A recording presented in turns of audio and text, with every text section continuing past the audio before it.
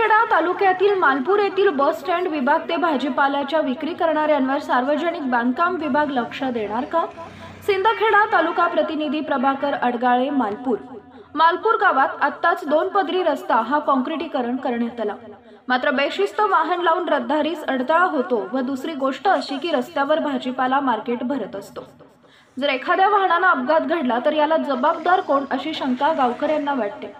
जर व्यवस्था मालपूर ग्रामपंचायतने केली तर वाहनांना अडथळा येणार नाही। एका व्हिडिओमध्ये भाजी विक्रेता नाही तर हा रस्ता किती मोकळा श्वास घेऊ शकतो हे दिसते। तर दुसऱ्या व्हिडिओमध्ये भर रस्त्यावर भाजीपाला विक्रीसाठी बसलेल्या महिला, पुरुष, ये-जा करणारी मोठमोठी वाहनं व प्रचंड गर्दी दिसते।